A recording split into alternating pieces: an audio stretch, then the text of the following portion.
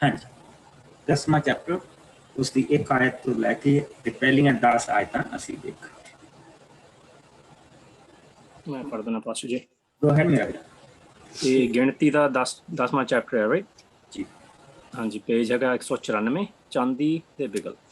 प्रभु ने मूसा ਨੂੰ ਕਿਹਾ ਤੂੰ ਚਾਂਦੀ ਦੇ 2 ਬਿਗਲ ਬਣਾ ਜੋ ਸੰਗਤ ਦੇ ਸੱਦਣ ਜਾਂ ਘੱਲਣ ਦੇ ਕੰਮ ਆਉਣਗੇ। ਜਦੋਂ ਉਹ ਦੋਵੇਂ ਬਿਗਲ ਵਜਾਏ ਜਾਣ ਤਾਂ ਸਾਰੀ ਇਜ਼ਰਾਈਲੀ ਸੰਗਤ ਦੇ ਤੰਬੂ ਸਾਹਮਣੇ ਇਕੱਠੀ ਹੋਵੇ। ਪਰ ਜੇਕਰ ਇੱਕ ਹੀ ਬਿਗਲ ਵਜਾਇਆ ਜਾਵੇ ਤਾਂ ਕੇਵਲ ਸੰਗਤ ਦੇ ਆਗੂ ਹੀ ਇਕੱਠੇ ਹੋ ਕੇ ਤੇਰੇ ਕੋਲ ਆਉਣ। ਪਰ ਜਦੋਂ ਤੇਜ਼ ਸਾਹ ਖਿੱਚ ਕੇ ਬਿਗਲ ਵਜਾਓ ਤਾਂ ਤੰਬੂ ਦੇ ਪੂਰਬੀ ਪਾਸੇ ਦੇ ਲੋਕ ਆਪਣੇ ਡੇਰੇ ਪੁੱਟ ਕੇ ਅੱਗੇ ਚੱਲਣ। ਦੂਜੀ ਵਾਰ ਸਾਹ ਖਿੱਚ ਕੇ ਵਜਾਉਣ ਤੇ ਤੰਬੂ ਦੇ ਦੱਖਣੀ ਪਾਸੇ ਦੇ ਲੋਕ ਅੱਗੇ ਚੱਲਣ। ਇਸ ਤਰ੍ਹਾਂ ਜਦੋਂ ਵੀ ਸੰਗਤ ਨੇ ਅੱਗੇ ਜਾਣਾ ਹੋਵੇ ਬਿਗਲ ਵੱਜੇ। ਪਰ ਸੰਗਤ ਨੂੰ ਇਕੱਠੀਆਂ ਕਰਨ ਦੇ ਲਈ ਲੰਮਾ ਸਾਹ ਲੈ ਕੇ ਲੰਮੀ ਆਵਾਜ਼ ਕੱਢ ਕੇ ਬਿਗਲ ਵਜਾਇਆ ਜਾਵੇ। ਬਿਗਲ ਵਜਾਉਣ ਦਾ ਕੰਮ ਹਾਰੂਨ ਵੰਸ਼ੀ ਪੁਰੋਹਿਤ ਪੀੜ੍ਹੀਓਂ ਪੀੜ੍ਹੀ ਤੁਹਾਡੇ ਲਈ ਕਰਨ। ਬਿਗਲ ਦੀ ਵਰਤੋਂ ਤੁਸੀਂ ਇਹਨਾਂ ਸਮਿਆਂ ਤੇ ਵੀ ਕਰਨਾ ਜਦੋਂ ਤੁਸੀਂ ਆਪਣੇ ਤੇ ਅਤਿਆਚਾਰ ਕਰਨ ਵਾਲੇ ਵੈਰੀਆਂ ਦੇ ਵਿਰੁੱਧ ਲੜਨ ਲਈ ਨਿਕਲੋ ਤਾਂ ਤੁਸੀਂ ਬਿਗਲ ਇੱਕ ਵਾਰ ਤੇਜ਼ ਚੇਤਾਵਨੀ ਲਈ ਆਪਣੇ ਲੋਕਾਂ ਨੂੰ ਸਾਵਧਾਨ ਕਰਨ ਲਈ ਬਿਗਲ ਵਜਾਓ। ਇਸ ਤੇ ਪ੍ਰਭੂ ਤੁਹਾਡਾ ਪਰਮੇਸ਼ਵਰ ਤੁਹਾਡਾ ਬਚਾਅ ਤੁਹਾਡੇ ਵੈਰੀਆਂ ਤੋਂ ਕਰੇਗਾ। ਤੁਸੀਂ ਇਹਨਾਂ ਦੀ ਵਰਤੋਂ ਆਪਣੇ ਖੁਸ਼ੀ ਦੇ ਤਿਉਹਾਰਾਂ ਸਮੇਂ, ਮਹੀਨਿਆਂ ਦੇ ਆਰੰਭ ਤੇ ਅਤੇ ਸੁੱਖ ਭਰੀਆਂ ਭੇਟਾਂ ਚੜਾਉਂਦੇ ਸਮੇਂ ਵੀ ਕਰਨਾ। ਇਹ ਤੁਹਾਡੇ ਵੱਲੋਂ ਆਪਣੇ ਪਰਮੇਸ਼ਵਰ ਨੂੰ ਯਾਦ ਕਰਨ ਦਾ ਚਿੰਨ੍ਹ ਠਹਿਰੇਗਾ। ਮੈਂ ਪ੍ਰਭੂ ਤੁਹਾਡਾ ਪਰਮੇਸ਼ਵਰ ਹਾਂ। ਆਮੇਨ।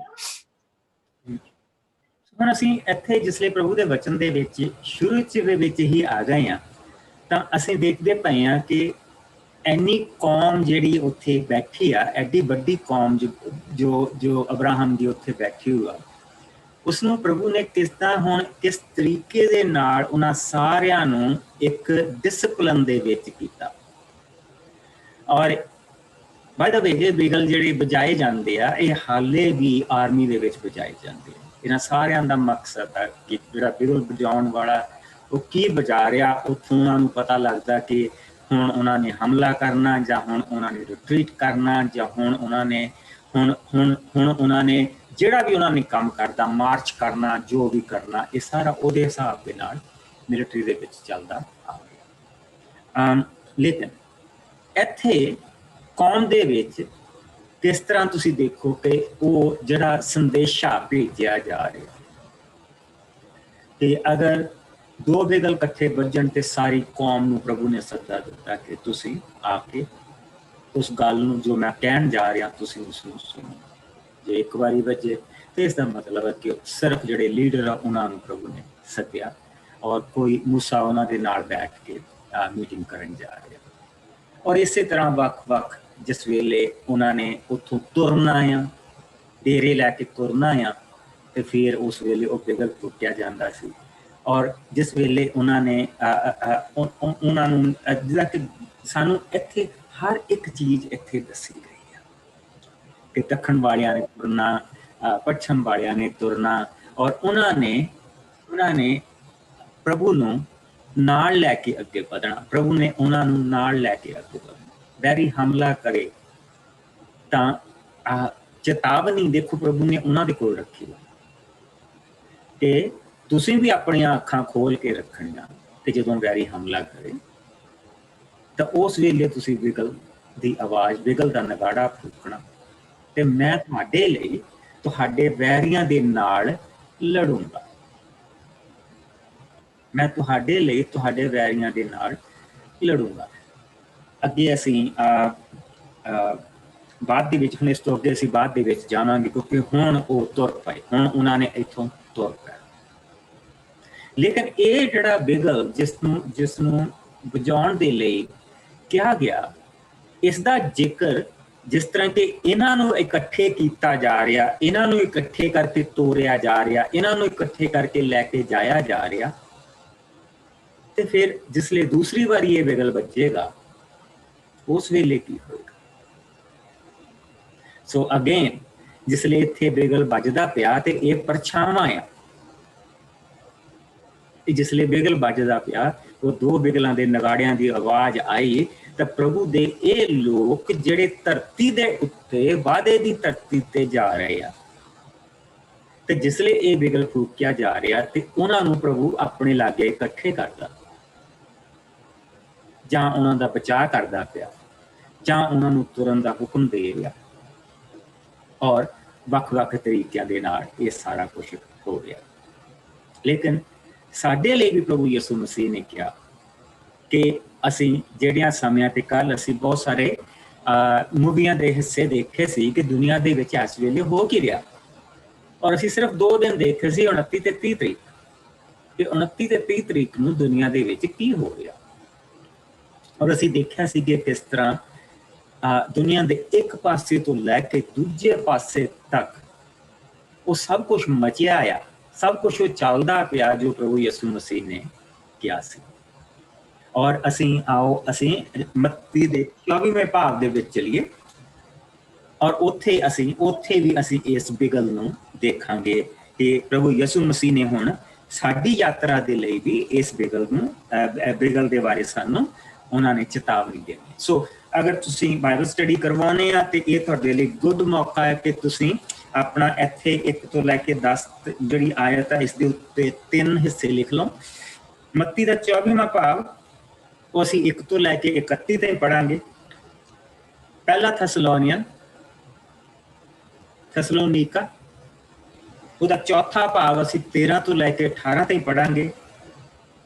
ਰੈਵਲੇਸ਼ਨ उसका पहला भाग उसकी 9 ਤੋਂ 16 आयत, और रेवलेशन का 8वां भाग उसकी 1 ਤੋਂ 13 आयत। और असी पिछे जो देख के आए हैं इस तरह जड़ा उत्पत्ति का 19वां भाग जिथे प्रभु की हजूरी उन्होंने दे कोल आई आ, प्रभु या 19वां 20वां दोने 19-20 चैप्टर दोने पूछते जिथे प्रभु की हजूरी उन्होंने दे कोल आउंदी पई आ। और उत्थे भी असी इन्हां जड़ा असी सुनना जड़ा नाद उसका सुनना जड़ा ओह असी बिगल की आवाज़ सुननी है ओह होनी है जो उत्पत्ति 19 ते 20वें भाग दे विच आ। ये 2 चैप्टर इस दे नाल जुड़ते हैं। सो इस दे निशानात सानू जिहड़े मिलते। सो आओ असी मत्ती दे विच चलीए उसका 24वां भाग उसकी 1 ਤੋਂ ਲੈ ਕੇ 31 आयत तक जिथे प्रभु यीशु मसीह इन्हां सारियां चीज़ां दे बारे दसदे जिन्हां च अज असीं गुजरदे पए।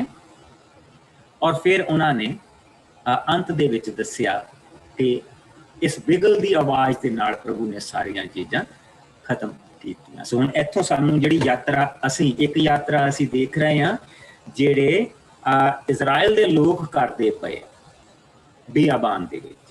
एक साडी ये यात्रा आ जिसलिए असीं सारा कुछ अपने आले दुआले हुंदियां होइयां भी कई बारी महसूस करते हैं कि असीं बियाबान दे विच तुरे हां, असीं उस विल्डरनेस दे विच ही तुरे हां। और लेकिन असीं भी उस बिगल की आवाज़ की उड़ीक दे विच जिस दे बारे प्रभु कह रहा। सो आओ 24वां भाग उसकी 1 ਤੋਂ ਲੈ ਕੇ 31 आयत तक जिस ਨੂੰ ਮਿਲ ਜਾਏ। मैं पढ़ दूंगी बस। गो ਮੰਦਰ ਦੀ ਬਰਬਾਦੀ ਬਾਰੇ ਅਗੰਮੀ ਵਾਕ। ਜਦੋਂ ਯਿਸੂ ਮੰਦਰ ਤੋਂ ਨਿਕਲ ਕੇ ਜਾ ਰਹੇ ਸਨ ਤਾਂ ਉਹਨਾਂ ਦੇ ਚੇਲੇ ਉਹਨਾਂ ਦੇ ਕੋਲ ਆਏ ਅਤੇ ਉਹਨਾਂ ਨੂੰ ਮੰਦਰ ਦੀਆਂ ਇਮਾਰਤਾਂ ਦਿਖਾਉਣ। ਪਰ ਯਿਸੂ ਨੇ ਉਹਨਾਂ ਨੂੰ ਕਿਹਾ ਕਿ ਤੁਸੀਂ ਇਹ ਸਭ ਕੁਝ ਦੇਖ ਰਹੇ ਹੋ? ਹਾਂ, ਪਰ ਇੱਥੇ ਪੱਥਰ ਉਤੇ ਪੱਥਰ ਨਹੀਂ ਰਹਿ ਜਾਵੇਗਾ ਜੋ ਬਰਬਾਦ ਨਾ ਕੀਤਾ ਜਾਵੇਗਾ। ਦੁੱਖ ਅਤੇ ਤਸੀਹੇ। ਫਿਰ ਜਦੋਂ ਯਿਸੂ ਜੈਤੂਨ ਪਹਾੜ ਤੇ ਬੈਠੇ ਹੋਏ ਸਨ ਤਾਂ ਚੇਲੇ ਉਹਨਾਂ ਕੋਲ ਇਕਾਂਤ ਵਿੱਚ ਆਏ ਅਤੇ ਪੁੱਛਣ ਲੱਗੇ, ਸਾਨੂੰ ਦੱਸੋ ਇਹ ਸਭ ਗੱਲਾਂ ਕਦੋਂ ਹੋਣਗੀਆਂ? ਤੁਹਾਡਾ ਦੂਜੀ ਵਾਰ ਆਉਣ ਦਾ ਅਤੇ ਇਸ ਯੁੱਗ ਦੇ ਅੰਤ ਦਾ ਕੀ ਨਿਸ਼ਾਨ ਹੋਵੇਗਾ? ਯਿਸੂ ਨੇ ਉਹਨਾਂ ਨੂੰ ਉੱਤਰ ਦਿੱਤਾ, ਸਾਵਧਾਨ ਰਹਿਣਾ, ਕੋਈ ਤੁਹਾਨੂੰ ਕੁਰਾਹੇ ਨਾ ਪਾ ਦੇਵੇ। ਬਹੁਤ ਸਾਰੇ ਲੋਕੀ ਮੇਰੇ ਨਾਂ ਤੇ ਆਉਣਗੇ ਤੇ ਕਹਿਣਗੇ ਮੈਂ ਮਸੀਹ ਹਾਂ। ਉਹ ਬਹੁਤਿਆਂ ਨੂੰ ਕੁਰਾਹੇ ਪਾ ਦੇਣਗੇ। ਤੁਸੀਂ ਲੜਾਈਆਂ ਦੀਆਂ ਅਫਵਾਹਾਂ ਦੂਰੋਂ ਅਤੇ ਨੇੜਿਓਂ ਸੁਣੋਗੇ, ਪਰ ਸਾਵਧਾਨ, ਘਬਰਾਉਣਾ ਨਹੀਂ, ਕਿਉਂਕਿ ਇਹੋ ਜਿਹੀਆਂ ਗੱਲਾਂ ਦਾ ਹੋਣਾ ਜ਼ਰੂਰੀ ਹੈ, ਪਰ ਅੰਤ ਅਜੇ ਦੂਰ ਹੈ। ਕੌਮ ਦੇ ਵਿਰੁੱਧ ਖੜੀ ਹੋ ਜਾਵੇਗੀ ਅਤੇ ਰਾਜ ਉੱਤੇ ਚੜ੍ਹਾਈ ਕਰੇਗਾ। ਕਈ ਥਾਂ ਭੁਚਾਲ ਆਉਣਗੇ, ਅਕਾਲ ਪੈਣਗੇ। ਇਹ ਸਭ ਗੱਲਾਂ ਤਾਂ ਦੁੱਖਾਂ ਦਾ ਸ਼ੁਰੂ ਹੀ ਹੋਣਗੀਆਂ। ਉਸ ਸਮੇਂ ਲੋਕੀ ਤੁਹਾਨੂੰ ਘੋਰ ਪੀੜਾਂ ਦੇ ਲਈ ਸੌਂਪ ਦੇਣਗੇ ਤੇ ਕਤਲ ਕਰ ਦੇਣਗੇ। ਸਭ ਕੌਮਾਂ ਤੁਹਾਨੂੰ ਮੇਰੇ ਨਾਂ ਦੇ ਕਾਰਨ ਘਿਰਣਾ ਕਰਨਗੀਆਂ। ਬਹੁਤ ਸਾਰੇ ਆਪਣੇ ਵਿਸ਼ਵਾਸ ਤੋਂ ਫਿਰ ਜਾਣਗੇ, ਇੱਕ ਦੂਜੇ ਨਾਲ ਵਿਸ਼ਵਾਸਘਾਤ ਕਰਨਗੇ ਅਤੇ ਇੱਕ ਦੂਜੇ ਨੂੰ ਘਿਰਣਾ ਕਰਨਗੇ। ਬਹੁਤ ਸਾਰੇ ਝੂਠੇ ਨਬੀ ਪੈਦਾ ਹੋਣਗੇ ਤੇ ਬਹੁਤਿਆਂ ਲੋਕਾਂ ਨੂੰ ਕੁਰਾਹੇ ਪਾ ਦੇਣਗੇ। ਬੇਨੇਮੀ ਇੱਥੋਂ ਤੱਕ ਵੱਧ ਜਾਵੇਗੀ ਕਿ ਬਹੁਤਿਆਂ ਦਾ ਪਿਆਰ ਠੰਡਾ ਪੈ ਜਾਵੇਗਾ, ਪਰ ਜੋ ਅੰਤ ਤੱਕ ਆਪਣੇ ਵਿਸ਼ਵਾਸ ਤੇ ਪੱਕਾ ਰਹੇਗਾ ਉਹ ਬਚਾਇਆ ਜਾਵੇਗਾ। ਪਰਮੇਸ਼ਰ ਦੇ ਰਾਜ ਦੇ ਸ਼ੁਭ ਸਮਾਚਾਰ ਦਾ ਪ੍ਰਚਾਰ ਸਭ ਮਾਨਵ ਜਾਤੀਆਂ ਦੇ ਸਾਹਮਣੇ ਗਵਾਹੀ ਦੇ ਤੌਰ ਤੇ ਸਾਰੇ ਸੰਸਾਰ ਵਿੱਚ ਕੀਤਾ ਜਾਵੇਗਾ ਤੇ ਅੰਤ ਆ ਜਾਵੇਗਾ। ਇੱਕ ਵੱਡੀ ਵਿਪਤਾ। ਜਦੋਂ ਤੁਸੀਂ ਬਰਬਾਦੀ ਕਰਨ ਵਾਲੀ ਘਿਣਾਉਣੀ ਚੀਜ਼ ਨੂੰ, ਜਿਸ ਬਾਰੇ ਦਾਨੀਏਲ ਨਬੀ ਨੇ ਅਗੰਮੀ ਵਾਕ ਕੀਤਾ ਸੀ, ਪਵਿੱਤਰ ਥਾਂ ਵਿੱਚ ਖੜਿਆਂ ਦੇਖੋ, ਪੜਨ ਵਾਲਾ ਆਪ ਸਮਝ ਜਾਵੇ, ਤਾਂ ਉਸ ਸਮੇਂ ਜਿਹੜੇ ਯਹੂਦਾ ਵਿੱਚ ਹੋਣ ਉਹ ਪਹਾੜਾਂ ਵੱਲ ਦੌੜ ਜਾਣ। ਜੋ ਮਨੁੱਖ ਘਰ ਦੀ ਛੱਤ ਉੱਤੇ ਹੋਵੇ ਉਹ ਹੇਠਾਂ ਘਰ ਦੇ ਅੰਦਰੋਂ ਕੋਈ ਆਪਣੀ ਚੀਜ਼ ਲੈਣ ਨਾ ਉਤਰੇ। ਇਸੇ ਤਰ੍ਹਾਂ ਜੋ ਮਨੁੱਖ ਖੇਤ ਵਿੱਚ ਹੋਵੇ ਵਾਪਸੀ ਆਪਣਾ ਕੱਪੜਾ ਲੈਣ ਨਾ ਜਾਵੇ। ਅਫਸੋਸ ਹੈ ਉਹਨਾਂ ਉੱਤੇ ਜੋ ਉਹਨਾਂ ਦਿਨਾਂ ਵਿੱਚ ਗਰਭਵਤੀ ਹੋਣਗੀਆਂ ਅਤੇ ਜਿਨ੍ਹਾਂ ਦੇ ਕੁਝ ਛੋਟੇ ਬੱਚੇ ਹੋਣਗੇ। ਪਰਮੇਸ਼ਰ ਅੱਗੇ ਪ੍ਰਾਰਥਨਾ ਕਰੋ ਕਿ ਤੁਹਾਨੂੰ ਸਿਆਲ ਦੀ ਰੁੱਤੇ ਜਾਂ ਸਬਤ ਦੇ ਦਿਨ ਨਾ ਦੌੜਨਾ ਪਵੇ। ਉਹਨਾਂ ਦਿਨਾਂ ਵਿੱਚ ਬਹੁਤ ਭਿਅੰਕਰ ਵਿਪਤਾ ਆਵੇਗੀ ਜੋ ਸੰਸਾਰ ਦੇ ਸ਼ੁਰੂ ਤੋਂ ਲੈ ਕੇ ਅੱਜ ਤੱਕ ਨਾ ਆਈ ਤੇ ਨਾ ਹੀ ਆਵੇਗੀ। ਇੱਥੋਂ ਤੱਕ ਕਿ ਜੇਕਰ ਪਰਮੇਸ਼ਰ ਨੇ ਇਹਨਾਂ ਦਿਨਾਂ ਨੂੰ ਘੱਟ ਨਾ ਕੀਤਾ ਹੁੰਦਾ ਤਾਂ ਕੋਈ ਆਦਮੀ ਵੀ ਨਾ ਬਚਦਾ, ਪਰ ਆਪਣੇ ਚੁਣਿਆ ਹੋਇਆਂ ਦੇ ਕਾਰਨ ਪਰਮੇਸ਼ਰ ਇਹਨਾਂ ਨੂੰ ਘੱਟ ਕਰੇਗਾ। ਫਿਰ ਉਸ ਵੇਲੇ ਜੇਕਰ ਕੋਈ ਤੁਹਾਨੂੰ ਕਹੇ ਦੇਖੋ ਮਸੀਹ ਇੱਥੇ ਹੈ ਜਾਂ ਉੱਥੇ ਹੈ, ਵਿਸ਼ਵਾਸ ਨਾ ਕਰਨਾ। ਝੂਠੇ ਮਸੀਹ ਅਤੇ ਝੂਠੇ ਨਬੀ ਖੜੇ ਹੋਣਗੇ ਅਤੇ ਉਹ ਕਈ ਵੱਡੇ ਵੱਡੇ ਨਿਸ਼ਾਨ ਤੇ ਚਮਤਕਾਰ ਦਿਖਾਉਣਗੇ ਅਤੇ ਲੋਕਾਂ ਨੂੰ ਕਰਾਹੇ ਪਾਉਣਗੇ। ਇੱਥੋਂ ਤੱਕ ਕਿ ਜੇਕਰ ਹੋ ਸਕੇ ਤਾਂ ਪਰਮੇਸ਼ਰ ਦੇ ਚੁਣੇ ਹੋਇਆਂ ਨੂੰ ਵੀ ਯਾਦ ਰੱਖੋ, ਮੈਂ ਇਹ ਸਭ ਕੁਝ ਤੁਹਾਨੂੰ ਪਹਿਲਾਂ ਹੀ ਦੱਸ ਦਿੱਤਾ ਹੈ। ਸੋ ਜੇਕਰ ਲੋਕੀ ਤੁਹਾਨੂੰ ਕਹਿਣ ਦੇਖੋ ਉਹ ਵਰਾਨੇ ਵਿੱਚ ਹੈ ਤਾਂ ਉੱਥੇ ਨਾ ਜਾਣਾ। ਇਸ ਤਰ੍ਹਾਂ ਜੇਕਰ ਉਹ ਕਹਿਣ ਦੇਖੋ ਉਹ ਗੁਪਤ ਥਾਂ ਤੇ ਹੈ ਤਾਂ ਉਸ ਦਾ ਵੀ ਵਿਸ਼ਵਾਸ ਨਾ ਕਰਨਾ, ਕਿਉਂਕਿ ਜਿਸ ਤਰ੍ਹਾਂ ਬਿਜਲੀ ਆਕਾਸ਼ ਵਿੱਚ ਚੜ੍ਹਦੇ ਤੋਂ ਲਹਿੰਦੇ ਤੱਕ ਚਮਕਦੀ ਹੈ, ਉਸੇ ਤਰ੍ਹਾਂ ਮਨੁੱਖ ਦੇ ਪੁੱਤਰ ਦਾ ਆਉਣਾ ਹੋਵੇਗਾ। ਜਿੱਥੇ ਲੋਥ ਪਈ ਹੈ ਉੱਥੇ ਹੀ ਗਿਰਜਾਂ ਇਕੱਠੀਆਂ ਹੋਣਗੀਆਂ। ਮਨੁੱਖ ਦੇ ਪੁੱਤਰ ਦਾ ਆਉਣਾ। ਉਹਨਾਂ ਦਿਨਾਂ ਵਿੱਚ ਇਸ ਵਿਪਤਾ ਦੇ ਤੁਰੰਤ ਪਿੱਛੋਂ ਸੂਰਜ ਹਨੇਰਾ ਹੋ ਜਾਵੇਗਾ, ਚੰਦ ਆਪਣੀ ਲੋ ਨਹੀਂ ਦੇਵੇਗਾ ਤੇ ਆਕਾਸ਼ ਦੀਆਂ ਸਭ ਸ਼ਕਤੀਆਂ ਹਿਲਾ ਦਿੱਤੀਆਂ ਜਾਣਗੀਆਂ। ਫਿਰ ਮਨੁੱਖ ਦੇ ਪੁੱਤਰ ਦਾ ਨਿਸ਼ਾਨ ਆਕਾਸ਼ ਵਿੱਚ ਪ੍ਰਗਟ ਹੋਵੇਗਾ। ਉਸ ਸਮੇਂ ਧਰਤੀ ਦੀਆਂ ਸਭ ਕੌਮਾਂ ਆਪਣੀ ਛਾਤੀ ਪਿੱਟਣਗੀਆਂ ਤੇ ਇਸ ਦੇ ਪਿੱਛੋਂ ਉਹ ਮਨੁੱਖ ਦੇ ਪੁੱਤਰ ਨੂੰ ਵੱਡੀ ਸ਼ਕਤੀ ਅਤੇ ਮਹਿਮਾ ਨਾਲ ਬੱਦਲਾਂ ਉੱਤੇ ਆਉਂਦੇ ਦੇਖਣਗੀਆਂ। ਫਿਰ ਉਹ ਨਰਸੰਗੇ ਦੀ ਆਵਾਜ਼ ਨਾਲ ਆਪਣੇ ਸਵਰਗਦੂਤਾਂ ਨੂੰ ਘੱਲੇਗਾ ਅਤੇ ਉਸ ਦੇ ਚੁਣੇ ਹੋਇਆਂ ਨੂੰ ਧਰਤੀ ਦੇ ਇੱਕ ਪਾਸੇ ਤੋਂ ਲੈ ਕੇ ਆਕਾਸ਼ ਦੇ ਦੂਜੇ ਪਾਸੇ ਤੱਕ ਚੌਹਾਂ ਪਾਸਿਆਂ ਤੋਂ ਇਕੱਠਾ ਕਰਨਗੇ। ਆਮੀਨ। ਸੋ ਅਸੀਂ ਨਰਸਿੰਘੇ ਦੀ ਆਵਾਜ਼ ਇੱਥੇ ਸੁਣਦੇ ਪਏ। ਅਸੀਂ ਪਹਿਲਾਂ ਕੁਝ ਦੀ ਪੋਥੀ ਦੇ ਵਿੱਚ ਸੁਣੀ ਸੀ। ਹੁਣ ਉਹੀ ਨਿਸ਼ਾਨ ਜਿਹੜੇ ਆ ਉਹ ਲੋਕਾਂ ਨੂੰ ਦਿੱਤੇ ਗਏ ਆ ਔਰ ਕੌਮ ਨੂੰ ਦਿੱਤੇ ਗਏ। ਉਹ ਸਿਰਫ ਜਿਹੜਾ ਨਰਸਿੰਘਾ ਆ ਉਹ ਹਾਰੂਨ ਤੇ ਉਸਦਾ ਜਿਹੜਾ ਪਰਿਵਾਰ ਦੇ ਵਿੱਚ ਜਿਹੜੇ ਮਰਦ ਲੋਕ ਆ ਉਹ ਕੋਈ ਫੂਕ ਸਕਦੇ, ਔਰ ਉਸਨੇ ਹੱਕ ਨਹੀਂ ਦਿੱਤਾ ਕਿਸੇ ਨੂੰ ਵੀ ਨਰਸਿੰਘਾ ਫੂਕਣ ਦਾ।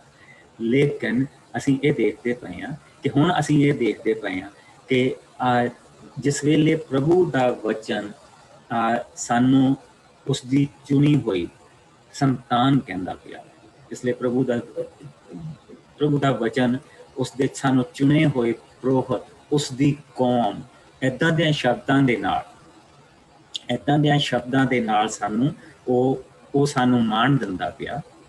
ਤੇ ਉਹ ਕਹਿ ਰਿਹਾ, ਪ੍ਰਭੂ ਦਾ ਸ਼ਬਦ ਕਹਿ ਰਿਹਾ ਕਿ ਜਿਸ ਦਿਨ ਉਹ ਦਿਨ ਆਏਗਾ ਤਾਂ ਜਿਸ ਤਰ੍ਹਾਂ ਇਹਨਾਂ ਲੋਕਾਂ ਨੂੰ ਪਤਾ ਆ, ਇਹਨਾਂ ਲੋਕਾਂ ਨੂੰ ਆਲਰੇਡੀ ਪਤਾ ਆ ਕਿ ਜਿਸ ਲਈ ਸਾਨੂੰ ਮੰਦਿਰ ਦੇ ਲਈ ਇਕੱਠੇ ਕੀਤਾ ਜਾਂਦਾ ਤੇ ਕਿਸ ਤਰ੍ਹਾਂ ਨਰਸੰਘਾ ਫੂਕਿਆ ਜਾਂਦਾ ਤੇ ਅਸੀਂ ਫਿਰ ਮੰਦਿਰ ਦੇ ਵਿੱਚ ਇਕੱਠੇ ਹੁੰਦੇ, ਇਹਨਾਂ ਨੂੰ ਆਲਰੇਡੀ ਉਹਨਾਂ ਚੀਜ਼ਾਂ ਦਾ ਪਤਾ। ਲੇਕਿਨ ਪ੍ਰਭੂ ਇਹ ਕਹਿ ਰਹੇ ਆ ਕਿ ਇਸ ਮੰਦਿਰ ਦੀ ਇੱਟ ਤੇ ਇੱਟ ਨਹੀਂ ਰਹੇ। ਲੇਕਿਨ ਇਸ ਚੀਜ਼ ਨੂੰ ਯਾਦ ਰੱਖਿਓ ਕਿ ਇਹ ਸਾਰੀਆਂ ਚੀਜ਼ਾਂ ਵਾਪਰਨਗੀਆਂ,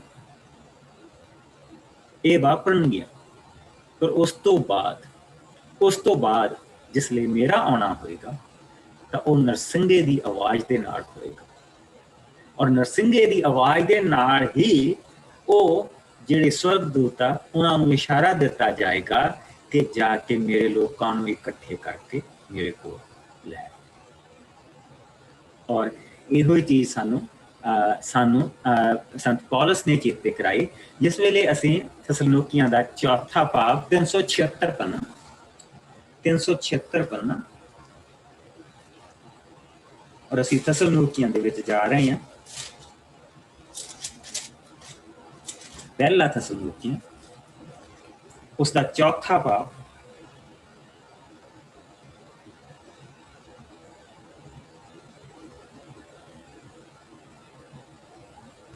ਪਾਸਟਰ ਜੀ ਕਿੱਥੋਂ ਪੜ੍ਹਨਾ? ਬਸ ਇਤਨੀਆਂ ਇਹ 13 ਤੋਂ ਲੈ ਕੇ 18 ਤੱਕ ਮੇਰੀ ਭੈਣ। ਓਕੇ ਜੀ। ਪ੍ਰਭੂ ਦਾ ਆਉਣਾ, ਮੌਤ ਦੀ ਨੀਂਦ ਸੌਣ ਵਾਲਿਆਂ ਸੰਬੰਧੀ ਭਰਾਵੋ, ਅਸੀਂ ਨਹੀਂ ਚਾਹੁੰਦੇ ਹਾਂ ਕਿ ਤੁਸੀਂ ਇਸ ਬਾਰੇ ਵੀ ਅਣਜਾਣ ਰਹੋ। ਉਹਨਾਂ ਲਈ ਤੁਹਾਨੂੰ ਉਸ ਤਰ੍ਹਾਂ ਰੋਣਾ ਧੋਣਾ ਨਹੀਂ ਚਾਹੀਦਾ ਹੈ ਜਿਸ ਤਰ੍ਹਾਂ ਕਿ ਬਾਕੀ ਦੇ ਆਮ ਲੋਕੀ ਕਰਦੇ ਹਨ, ਜਿਨ੍ਹਾਂ ਨੂੰ ਅੱਗੇ ਦੀ ਕੋਈ ਉਮੀਦ ਨਹੀਂ ਹੈ। ਸਾਡਾ ਵਿਸ਼ਵਾਸ ਹੈ ਕਿ ਯਿਸੂ ਮਰ ਗਿਆ ਸੀ, ਪਰ ਉਹ ਫਿਰ ਜੀ ਉੱਠਿਆ ਸੀ। ਬਸ ਇਸੇ ਤਰ੍ਹਾਂ ਉਹਨਾਂ ਨਾਲ ਹੋਵੇਗਾ ਜੋ ਮਸੀਹ ਦੀ ਸੰਗਤ ਵਿੱਚ ਹੋ ਕੇ ਮਰੇ ਸਨ।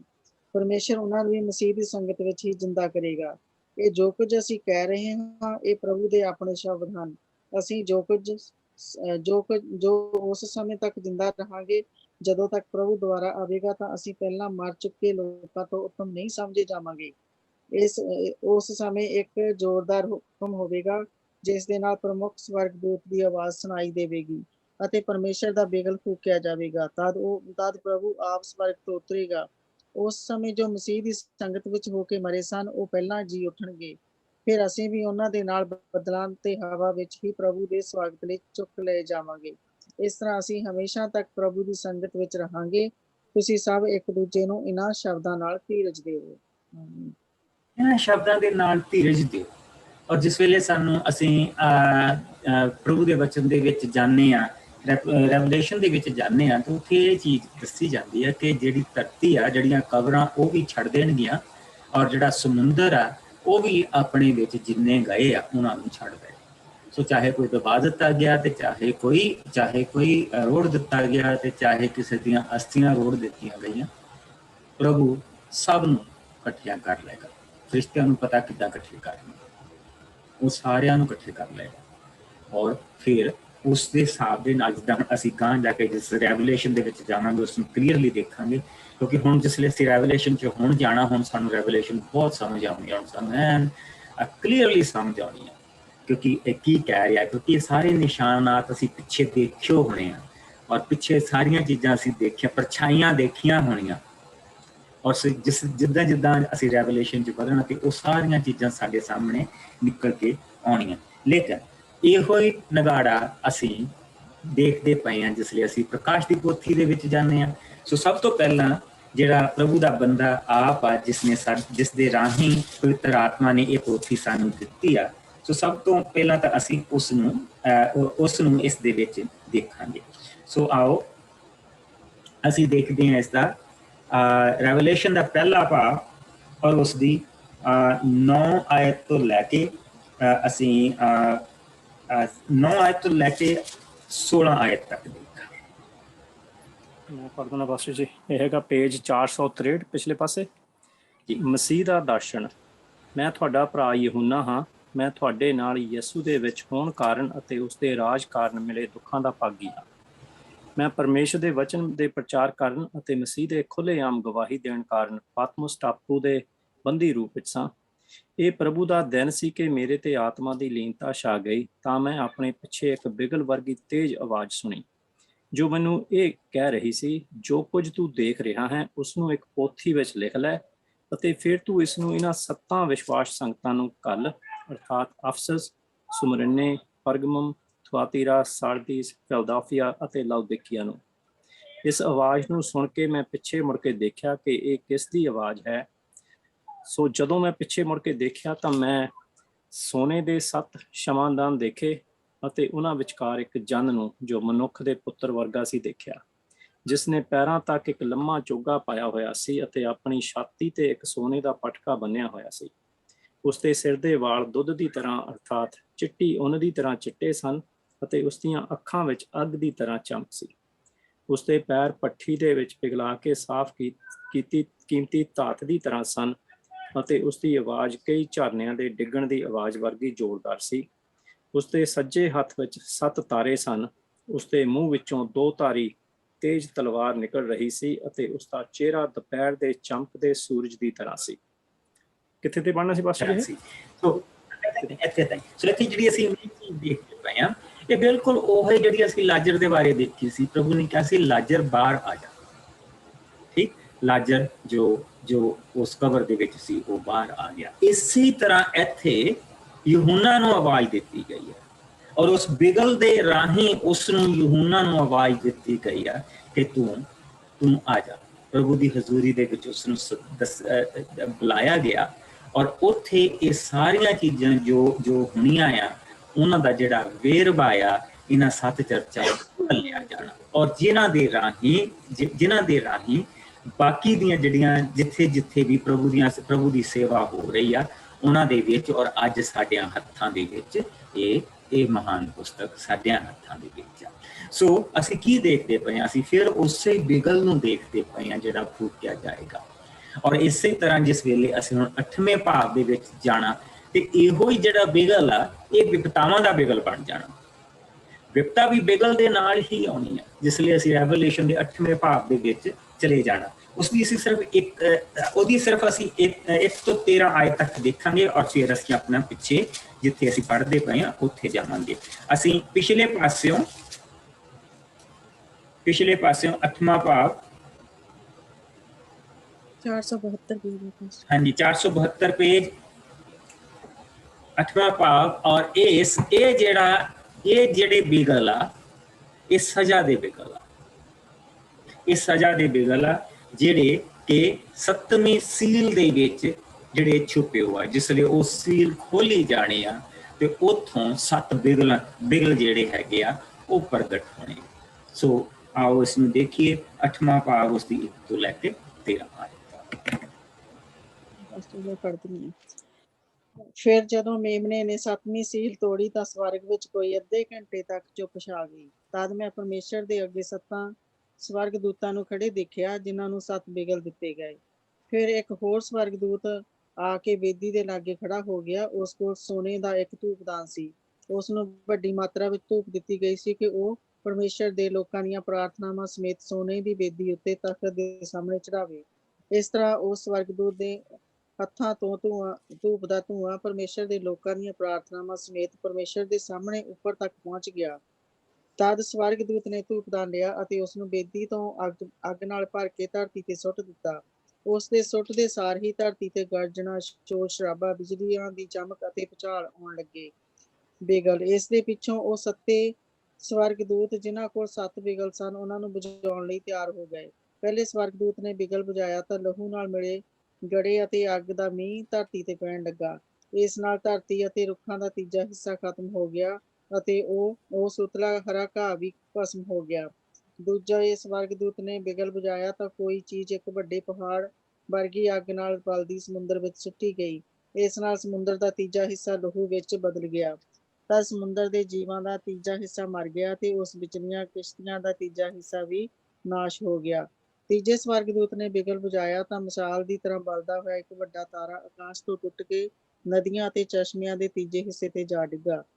ਇਸ ਤਾਰੇ ਦਾ ਨਾਂ ਕੌੜਾਪਨ ਹੈ। ਇਸ ਦੇ ਡਿੱਗਣ ਨਾਲ ਪਾਣੀਆਂ ਦਾ ਤੀਜਾ ਹਿੱਸਾ ਕੌੜਾ ਹੋ ਗਿਆ ਤੇ ਇਸ ਦੇ ਕੌੜੇਪਨ ਦੇ ਕਾਰਨ ਬਹੁਤ ਸਾਰੇ ਲੋਕੀ ਮਰ ਗਏ ਕਿਉਂਕਿ ਇਸ ਨੇ ਪਾਣੀ ਨੂੰ ਕੌੜਾ ਕਰ ਦਿੱਤਾ ਸੀ। ਚੌਥੇ ਸਵਰਗਦੂਤ ਨੇ ਬਿਗਲ ਬੁਝਾਇਆ ਤਾਂ ਸੂਰਜ, ਚੰਨ ਅਤੇ ਤਾਰਿਆਂ ਦਾ ਤੀਜਾ ਹਿੱਸਾ ਨਾਸ਼ ਹੋ ਗਿਆ। ਇਹਨਾਂ ਸਭ ਦਾ ਤੀਜਾ ਹਿੱਸਾ ਹਨੇਰਾ ਹੋ ਗਿਆ। ਇਸ ਲਈ ਦਿਨ ਦਾ ਤੀਜਾ ਹਿੱਸਾ ਅਤੇ ਰਾਤ ਦਾ ਤੀਜਾ ਹਿੱਸਾ ਲੋ ਰਹਿਤ ਹੋ ਗਿਆ। ਤਦ ਮੈਂ ਇੱਕ ਅਕਾਬ ਨੂੰ ਉੱਚਿਆਂ ਆਕਾਸ਼ ਦੇ ਵਿਚਕਾਰ ਉੱਡਦੇ ਦੇਖਿਆ ਜੋ ਉੱਚੀ ਆਵਾਜ਼ ਨਾਲ ਕਹਿ ਰਿਹਾ ਸੀ, ਹੇ ਧਰਤੀ ਨਿਵਾਸੀਓ, ਤੁਹਾਡੇ ਲਈ ਉਹਨਾਂ ਬਾਕੀ ਬਿਗਲਾਂ ਦੇ ਕਾਰਨ ਆਉਣ ਵਾਲੀਆਂ ਵਿਪਤਾਵਾਂ ਲਈ ਅਫਸੋਸ ਜੋ ਅਜੇ ਬਾਕੀ ਦੇ 3 ਸਵਰਗਦੂਤ ਬੁਝਾਉਣ ਵਾਲੇ ਹਨ। ਅਫਸੋਸ, ਅਫਸੋਸ। ਆਮੀਨ।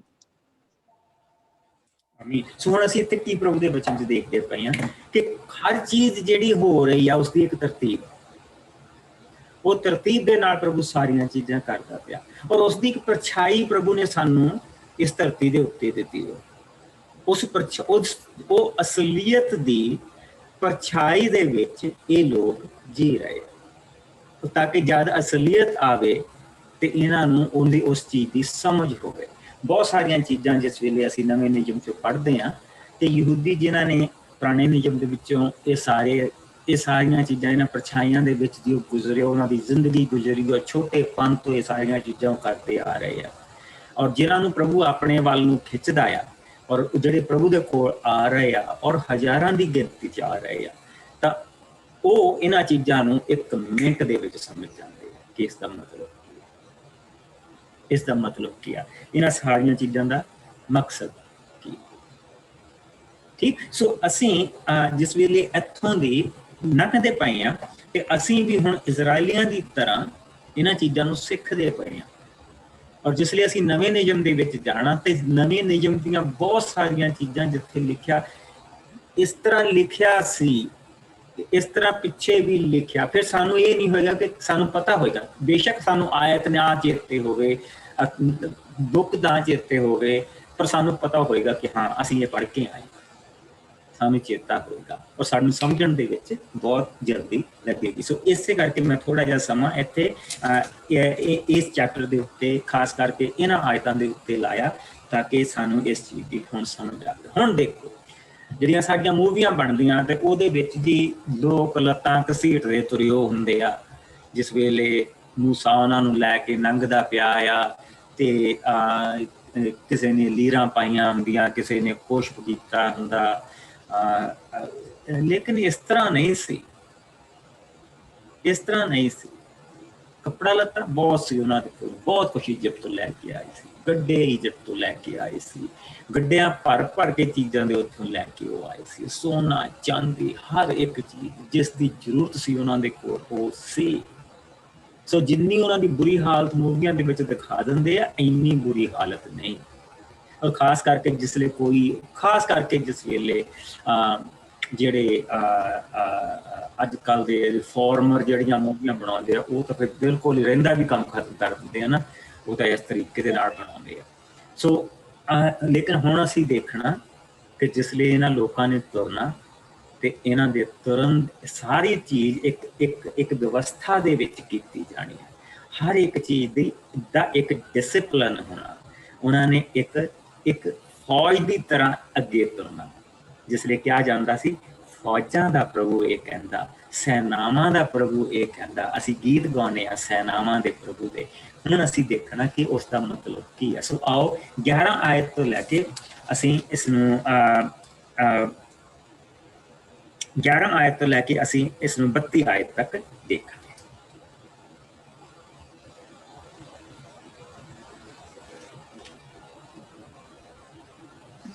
ਪਾਸਟਰ ਜੀ ਗਿਣਤੀ ਵਾਲਾ ਪੜ੍ਹਨਾ ਹੁਣ 11 ਤੋਂ? ਗਿਣਤੀ ਦੇ ਵਿੱਚ ਆ ਚੁੱਕੇ ਹਾਂ ਅਸੀਂ। 10ਵਾਂ ਭਾਗ ਉਹਦਾ ਉਸ ਦੀ 11 ਆਇਤ ਤੋਂ ਲੈ ਕੇ ਪੁਰਾਣੇ ਨਿਯਮ ਦੇ ਵਿੱਚ 195 ਪੇਜ ਤੇ ਆਪਾਂ ਆ ਚੁੱਕੇ ਹਾਂ। ਤਦ ਦੂਜੇ ਸਾਲ ਦੇ ਦੂਜੇ ਮਹੀਨੇ ਦੀ 20 ਤਰੀਕ ਨੂੰ ਸਾਖੀ ਦੇ ਤੰਬੂ ਤੋਂ ਬੱਦਲ ਹਟ ਗਿਆ ਤਾਂ ਇਸਰਾਈਲੀ ਲੋਕਾਂ ਨੇ ਸੀਨੇ ਦੀ ਉਜਾੜ ਤੋਂ ਅੱਗੇ ਆਪਣਾ ਸਫ਼ਰ ਸ਼ੁਰੂ ਕੀਤਾ। ਪਰ ਪਰਾਨ ਦੀ ਉਜਾੜ ਵਿੱਚ ਬੱਦਲ ਫਿਰ ਤੰਬੂ ਤੇ ਆ ਟਿਕਿਆ। ਸੋ ਇਸਰਾਈਲੀਆਂ ਨੇ ਪਹਿਲੀ ਵਾਰ ਪ੍ਰਭੂ ਦੀ ਆਗਿਆ ਅਨੁਸਾਰ ਅੱਗੇ ਕੂਚ ਕੀਤਾ। ਇਹ ਆਗਿਆ ਉਹਨਾਂ ਨੂੰ ਮੂਸਾ ਦੇ ਦੁਆਰਾ ਮਿਲੀ ਸੀ। ਸਭ ਤੋਂ ਅੱਗੇ ਤਰਤੀਬਵਾਰ ਯਹੂਦਾ ਦੇ ਕਬੀਲੇ ਦੇ ਲੋਕਾਂ ਨੇ ਆਪਣੇ ਝੰਡੇ ਹੇਠ ਕੂਚ ਕੀਤਾ। ਉਹਨਾਂ ਦਾ ਆਗੂ ਅਮੀਨਾਦਾਬ ਦਾ ਪੁੱਤਰ ਨਹਿਸ਼ੋਨ ਸੀ। ਯਿਸਾਕਾਰ ਦੇ ਕਬੀਲੇ ਦੇ ਲੋਕਾਂ ਦਾ ਆਗੂ ਸੁਆਰ ਦਾ ਪੁੱਤਰ ਨਥਨੇਲ ਸੀ ਅਤੇ ਜ਼ਬੂਲੂਨ ਦੇ ਕਬੀਲੇ ਦਾ ਆਗੂ ਹੇਲੋਨ ਦਾ ਪੁੱਤਰ ਅਲੀਆਬ ਸੀ। ਫਿਰ ਸਾਖੀ ਦਾ ਤੰਬੂ ਪੁੱਟਿਆ ਗਿਆ, ਜਿਸ ਨੂੰ ਗੇਰਸ਼ੋਨ ਅਤੇ ਮਰਾਰੀ ਦੀਆਂ ਕੁੱਲਾਂ ਦੇ ਲੋਕ ਲੈ ਕੇ ਅੱਗੇ ਤੁਰੇ। ਇਸ ਦੇ ਪਿੱਛੋਂ ਰਬੀਨ ਦੇ ਕਬੀਲੇ ਦੇ ਲੋਕਾਂ ਨੇ ਆਪਣੇ ਝੰਡੇ ਹੇਠ ਕੂਚ ਕੀਤਾ। ਉਹਨਾਂ ਦਾ ਆਗੂ ਸਦੇਓਰ ਦਾ ਪੁੱਤਰ ਅਲੀਸੂਰ ਸੀ। ਸ਼ਮਿਆਨ ਦੇ ਕਬੀਲੇ ਦਾ ਆਗੂ ਸੂਰਿਸ਼ਤਾਈ ਦਾ ਪੁੱਤਰ ਸਲੋਮੀਏਲ ਸੀ ਅਤੇ ਗਾਦ ਦੇ ਕਬੀਲੇ ਦਾ ਆਗੂ ਦਯੋਲ ਦਾ ਪੁੱਤਰ ਅਲਿਆਸਾਬ ਸੀ। ਤਦ ਕਹਾਤੀ ਕੁਲ ਦੇ ਲੋਕਾਂ ਨੇ ਸਾਖੀ ਦੇ ਤੰਬੂ ਦੀਆਂ ਪਵਿੱਤਰ ਵਸਤੂਆਂ ਨੂੰ ਚੁੱਕ ਕੇ ਅੱਗੇ ਕੂਚ ਕੀਤਾ ਅਤੇ ਉਹਨਾਂ ਦੇ ਅਗਲੇ ਪੜਾਅ ਤੱਕ ਪਹੁੰਚਣ ਤੱਕ ਦੂਜਿਆਂ ਨੇ ਤੰਬੂ ਫਿਰ ਗੱਡਣਾ ਸ਼ੁਰੂ ਕਰ ਦਿੱਤਾ ਸੀ। ਇਸ ਦੇ ਪਿੱਛੋਂ ਇਫਰਾਇਮ ਦੇ ਕਬੀਲੇ ਦੇ ਲੋਕਾਂ ਨੇ ਆਪਣੇ ਝੰਡੇ ਹੇਠ ਕੂਚ ਕੀਤਾ। ਉਹਨਾਂ ਦਾ ਆਗੂ ਅਮੀਹੂਦ ਦਾ ਪੁੱਤਰ ਅਲੀਸ਼ਾਮਾ ਸੀ। ਮਨੱਸ਼ੇ ਦੇ ਕਬੀਲੇ ਦਾ ਆਗੂ ਪਦਾਸੂਰ ਦਾ ਪੁੱਤਰ ਗਮਲੀਏਲ ਸੀ ਅਤੇ ਬਿਨਿਆਮੀਨ ਦੇ ਕਬੀਲੇ ਦਾ ਆਗੂ ਗਿਦੌਨੀ ਦਾ ਪੁੱਤਰ ਅਬੀਦਾਨ ਸੀ। ਫਿਰ ਦਾਨ ਦੇ ਕਬੀਲੇ ਦੇ ਲੋਕਾਂ ਨੇ ਆਪਣੇ ਝੰਡੇ ਹੇਠ ਕੂਚ ਕੀਤਾ। ਉਹਨਾਂ ਦਾ ਆਗੂ ਅਮਿਸਦਾਈ ਦਾ ਪੁੱਤਰ ਅਹੀਆਜ਼ਰ ਸੀ। ਆਸ਼ੇਰ ਦੇ ਕਬੀਲੇ ਦਾ ਆਗੂ ਆਕਰਾਨ ਦਾ ਪੁੱਤਰ ਪਗੀਏਲ ਸੀ ਅਤੇ ਨਫਤਾਲੀ ਦੇ ਕਬੀਲੇ ਦਾ ਆਗੂ ਐਨਾਨ ਦਾ ਪੁੱਤਰ ਅਹੀਰਾ ਸੀ। ਇਹ ਇਸਰਾਈਲੀ ਲੋਕਾਂ ਦੇ ਕੂਚ ਦੀ ਤਰਤੀਬ ਸੀ ਜੋ ਉਹਨਾਂ ਹਮੇਸ਼ਾ ਅੱਗੇ ਕੂਚ ਕੀਤਾ। ਉਹਨਾਂ ਹਮੇਸ਼ਾ ਅੱਗੇ ਕੂਚ ਕਰਦੇ ਸਮੇਂ ਵਰਤੀ। ਤਦ ਮੂਸਾ ਨੇ ਆਪਣੇ ਸਾੜੇ ਹੋਵਾਬ ਨੂੰ ਜੋ ਰਊਏਲ ਮਿਦਿਆਨੀ ਦਾ ਪੁੱਤਰ ਸੀ ਨੂੰ ਕਿਹਾ, ਅਸੀਂ ਉਸ ਥਾਂ ਵੱਲ ਜਾਣ ਲਈ ਕੂਚ ਕਰ ਰਹੇ ਹਾਂ ਜਿਸ ਦੇ ਸਾਨੂੰ ਦੇਣ ਦੀ ਪ੍ਰਭੂ ਨੇ ਸਾਡੇ ਨਾਲ ਪ੍ਰਤਿਗਿਆ ਕੀਤੀ ਹੈ। ਪ੍ਰਭੂ ਨੇ ਇਸਰਾਏਲੀ ਲੋਕਾਂ ਨੂੰ ਅਸੀਸ ਦੇਣ ਦਾ ਬਚਨ ਦਿੱਤਾ ਹੈ, ਇਸ ਲਈ ਤੂੰ ਸਾਡੇ ਨਾਲ ਆ ਅਤੇ ਅਸੀਂ ਆਪਣੀ ਅਸੀਸ ਤੇਰੇ ਨਾਲ ਵੰਡਾਂਗੇ। ਹੋਵਾਤ ਨੇ ਉੱਤਰ ਦਿੱਤਾ, ਨਹੀਂ, ਮੈਂ ਆਪਣੇ ਲੋਕਾਂ ਕੋਲ ਆਪਣੇ ਦੇਸ਼ ਨੂੰ ਜਾਵਾਂਗਾ। ਪਰ ਮੂਸਾ ਨੇ ਉਸ ਨੂੰ ਕਿਹਾ, ਤੂੰ ਸਾਨੂੰ ਛੱਡ ਕੇ ਨਾ ਜਾ, ਕਿਉਂਕਿ ਤੂੰ ਜਾਣਦਾ ਹੈ ਕਿ ਸਾਨੂੰ ਉਜਾੜ ਵਿੱਚ ਕਿੱਥੇ ਡੇਰੇ ਲਾਉਣੇ ਚਾਹੀਦੇ ਹਨ ਅਤੇ ਕਿੱਥੇ ਨਹੀਂ। ਤੂੰ ਸਾਡੀ ਅਗਵਾਈ ਕਰ ਸਕਦਾ ਹੈ, ਇਸ ਦੇ ਬਦਲੇ ਵਿੱਚ ਅਸੀਂ ਤੇਰੇ ਨਾਲ ਸਾਨੂੰ ਮਿਲਣ ਲਈ ਅਸੀਸ ਵੰਡਾਂਗੇ। ਲੋਕਾਂ ਦਾ ਕੂਚ ਕਰਨਾ। ਸੋ ਇਸਰਾਏਲੀ ਲੋਕਾਂ ਨੇ ਪ੍ਰਭੂ ਦੇ ਪਹਾੜ ਸੀਨੇ ਤੋਂ ਅੱਗੇ ਕੂਚ ਕੀਤਾ ਅਤੇ ਉਹ 3 ਦਿਨ ਅੱਗੇ ਚੱਲਦੇ ਰਹੇ। ਪ੍ਰਭੂ ਦੇ ਨੇਮ ਦਾ ਸੰਦੂਕ ਹਮੇਸ਼ਾ ਉਹਨਾਂ ਦੇ ਅੱਗੇ ਚੱਲਦਾ ਸੀ, ਜੋ ਉਹਨਾਂ ਦੇ ਅਗਲੇ ਪੜਾਅ ਦੇ ਲਈ ਥਾਂ ਲੱਭਣ ਵਿੱਚ ਮਦਦ ਕਰਦਾ ਸੀ। ਜਦੋਂ ਉਹ ਇੱਕ ਪੜਾਅ ਤੋਂ ਦੂਜੇ ਤੱਕ ਅੱਗੇ ਚੱਲਦੇ ਸਨ ਤੇ ਪ੍ਰਭੂ ਦਾ ਬੱਦਲ ਦਿਨ ਦੇ ਵੇਲੇ ਉਹਨਾਂ ਉੱਤੇ ਉੱਪਰ ਰਹਿੰਦਾ ਸੀ। ਜਦੋਂ ਕੋਈ ਵੀ ਨੇਮ ਦਾ ਸੰਦੂਕ ਅੱਗੇ ਚੱਲਦਾ ਸੀ ਤਾਂ ਮੂਸਾ ਕਹਿੰਦਾ ਸੀ ਜਦੋਂ ਕਦੀ ਵੀ ਨੇਮ ਦਾ ਸੰਦੂਕ ਅੱਗੇ ਚੱਲਦਾ ਸੀ ਤਾਂ ਮੂਸਾ ਕਹਿੰਦਾ ਸੀ, ਹੇ ਪ੍ਰਭੂ, ਉੱਠ ਤਾਂ ਜੋ ਤੇਰੇ ਵੈਰੀ ਤੇਰੇ ਸਾਹਮਣੇ ਉਹ ਨੱਠ ਜਾਣ। ਫਿਰ ਜਦੋਂ ਨੇਮ ਦਾ ਸੰਦੂਕ ਇੱਕ ਥਾਂ ਠਹਿਰ ਜਾਂਦਾ ਸੀ ਤਾਂ ਮੂਸਾ ਕਹਿੰਦਾ ਸੀ, ਹੇ ਪ੍ਰਭੂ, ਤੂੰ ਇਸਰਾਏਲ ਦੇ ਲੱਖਾਂ ਹਜ਼ਾਰਾਂ ਵਿੱਚ ਮੋੜਿਆ। ਆਮੀਨ। ਆਮੀਨ। ਸੋ ਅਸੀਂ ਹੁਣ ਇੱਥੇ ਦੇਖੋ, ਅਗਰ ਤੁਸੀਂ ਮੇਰੇ ਨਾਲ ਵਾਪਸ ਇਸ ਦੇ ਦੂਸਰੇ ਭਾਵ ਦੇ ਵਿੱਚ ਆ ਜਾਓ, ਦੂਸਰੇ ਚੈਪਟਰ ਦੇ ਵਿੱਚ ਆ ਜਾਓ। ਤੇ ਪ੍ਰਭੂ ਨੇ ਉਹਨਾਂ ਨੂੰ ਇੱਕ ਤਰੀਕੇ ਦੇ ਨਾਲ ਤੰਬੂ ਦੇ ਆਲੇ ਦੁਆਲੇ, ਪਵਿੱਤਰ ਤੰਬੂ ਦੇ ਆਲੇ ਦੁਆਲੇ ਡੇਰੇ ਲਾਉਣ ਦੇ ਲਈ ਕਿਹਾ ਸੀ। ਔਰ ਅਗਰ ਇਸ ਦੀ ਤਰਤੀਬ ਨੂੰ ਦੇਖੀਏ ਤਾਂ ਇਹ ਤਰਤੀਬ ਸਾਨੂੰ ਉਸੇ ਤਰ੍ਹਾਂ ਹੀ ਮਿਲਦੀ ਆ ਕਿ ਜਿਹੜੇ ਪਹਿਲੇ ਸੀਗੇ ਉਹ ਸਾਰੇ ਲੇਹਾ ਦੇ ਪੁੱਤਰ ਸੀਗੇ, 3 ਕਬੀਲੇ। ਯਹੂਦਾ ਨੂੰ ਵੱਡਾ ਹੋਣ ਦਾ ਹੱਕ ਜਿਹੜਾ ਸੀ ਪ੍ਰਭੂ ਨੇ ਉਹ ਯਹੂਦਾ ਨੂੰ ਦਿੱਤਾ ਗਿਆ। ਕਿਉਂ ਉਸਨੂੰ ਇਹ ਹੱਕ ਮਿਲਿਆ? ਕਿਉਂਕਿ ਰੂਬੇਨ ਨੇ ਆਪਣੇ ਬਾਪ ਦੇ ਖਿਲਾਫ ਪਾਪ ਕੀਤਾ ਸੀ। ਸ਼ਿਮਯੋਨ ਨੇ ਜਿਸ ਲਈ ਉਹ ਉਸ ਧਰਤੀ ਦੇ ਉੱਤੇ ਕਨਾਨ ਦੇ ਵਿੱਚ ਉਸ ਰਾਜੇ ਦੇ ਪੁੱਤਰ ਨੇ ਉਹਨਾਂ ਦੀ ਭੈਣ ਦੀਨਾ ਦੇ ਨਾਲ ਵਿਆਹ ਕੀਤਾ, ਲੇਕਿਨ ਇਹਨੇ ਸ਼ਿਮਯੋਨ ਨੇ ਜਾ ਕੇ ਉਸਨੂੰ ਰਾਤ ਨੂੰ ਜਾ ਕੇ ਆਪਣੇ ਭਰਾਵਾਂ ਨੂੰ 2-4 ਨੂੰ ਲੈ ਕੇ, ਹੋਰ ਲੋਕਾਂ ਨੂੰ ਲੈ ਕੇ ਤਾਂ ਉਹਨਾਂ ਨੂੰ ਮਾਰ ਦਿੱਤਾ ਸੀ। ਸੋ ਉਸਨੂੰ ਇਹ ਚੀਜ਼ ਸਜ਼ਾ ਮਿਲੀ ਸੀ। ਸੋ ਉਸਨੂੰ ਇਹ ਹੱਕ ਨਹੀਂ ਦਿੱਤਾ ਜਾ ਸਕਦਾ ਸੀ। ਜਿਹੜਾ ਇਸ ਤੋਂ ਬਾਅਦ ਜਿਹੜਾ ਤੀਸਰਾ ਉਹ ਲੇਵੀ ਦਾ ਨੰਬਰ ਸੀ, ਉਹ ਪੁਰੋਹਿਤ ਕਰਕੇ ਚੁਣੇ ਗਏ। ਸੋ ਹੁਣ ਜਿਹੜਾ ਜੇਠੇ ਹੋਣ ਦਾ ਜਿਹੜਾ ਅਧਿਕਾਰ ਐਕਚੁਅਲੀ ਜਿਹੜਾ ਜਿਸ ਨੂੰ ਬਰਕਤ ਦਾ ਅਧਿਕਾਰ ਮਿਲਿਆ, ਜਿਸ ਨੂੰ ਉਹ ਬਰਕਤ ਜੋ ਪ੍ਰਭੂ ਯਿਸੂ ਮਸੀਹ ਦੀ ਸੀ, ਉਹ ਜਿਹੜਾ ਮਿਲਿਆ ਉਹ ਯਹੂਦਾ ਨੂੰ ਮਿਲਿਆ। ਔਰ ਯਹੂਦਾ ਨੂੰ ਜਿਹੜਾ ਚਿੰਨ੍ਹ ਮਿਲਿਆ ਉਹ ਸ਼ੇਰ ਦਾ ਮਿਲਿਆ। ਸੋ ਸਭ ਤੋਂ ਅੱਗੇ ਜਿਹੜਾ ਪ੍ਰਭੂ ਦਾ ਜਿਹੜਾ ਸੰਦੂਕ ਆ ਉਹ ਚੱਲਦਾ ਪਿਆ, ਔਰ ਉਸਦੇ ਪਿੱਛੇ ਜਿਹੜਾ ਉਹ ਉਸਦੇ ਨਾਲ ਜਿਹੜਾ ਯਹੂਦਾ ਦਾ ਜਿਹੜਾ ਖਾਨਦਾਨ ਆ ਉਹ ਚੱਲਦਾ ਪਿਆ, ਜਿਸ ਦਾ ਇਸ ਵੇਲੇ ਨਹਸੋਨ ਜਿਸ ਦੀ ਅਗਵਾਈ ਕਰਦਾ ਪਿਆ। ਸੋ ਅਗਰ ਅਸੀਂ ਪ੍ਰਭੂ ਯਿਸੂ ਮਸੀਹ ਦੇ ਨਾਵਾਂ ਦੀ, ਜਿੱਥੇ ਉਹ ਉਸਦੇ ਖਾਨਦਾਨ ਦੇ ਨਾਵਾਂ ਦੀ ਲੜੀ ਆਉਂਦੀ ਆ, ਉਸਦੇ ਵਿੱਚ ਦੇਖੀਏ ਤਾਂ ਮੱਤੀ ਦੇ ਪਹਿਲੇ ਭਾਵ ਦੀ 4 ਆਇਤ ਦੇ ਵਿੱਚ ਅਸੀਂ ਦੇਖਦੇ ਹਾਂ ਕਿ ਉੱਥੇ ਨਹਸੋਨ ਜੋ ਅਮੀਨਾ ਨਾਬ ਦਾ ਪੁੱਤਰ ਸੀ, ਉਸ ਦਾ ਨਾਮ ਉੱਥੇ ਆਉਂਦਾ।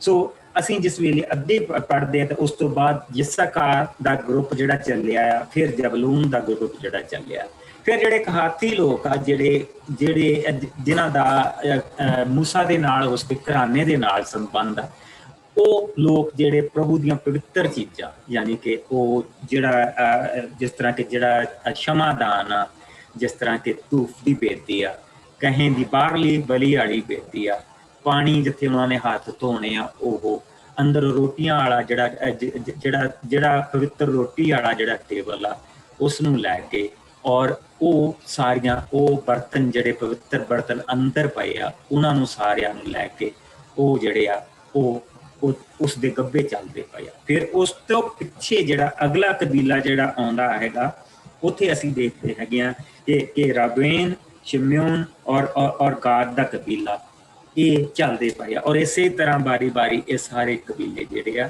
ਉਹ ਤੁਰੇ ਚਲੇ ਜਾਂਦੇ ਆ। ਔਰ ਹਰ 3 ਕਬੀਲਿਆਂ ਤੋਂ ਬਾਅਦ ਜਿਹੜਾ ਉਹ ਪੁਰੋਤਾਂ ਦਾ ਇੱਕ ਗਰੁੱਪ ਆਉਂਦਾ ਜਿਹੜੇ ਸਮਾਨ ਲੈ ਕੇ ਜਾ ਰਹੇ ਆ।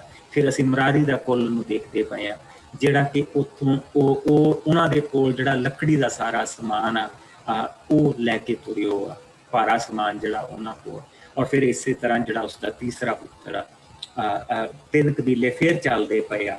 ਔਰ ਫਿਰ ਉਸ ਤੇ ਗਾਂਹ ਜਾ ਕੇ ਗੱਬੇ ਜਾ ਕੇ ਜਿਹੜਾ ਆਉਂਦਾ ਪਿਆ ਉਹ ਜਿਹੜਾ ਇਸਦਾ ਪੁੱਤਰ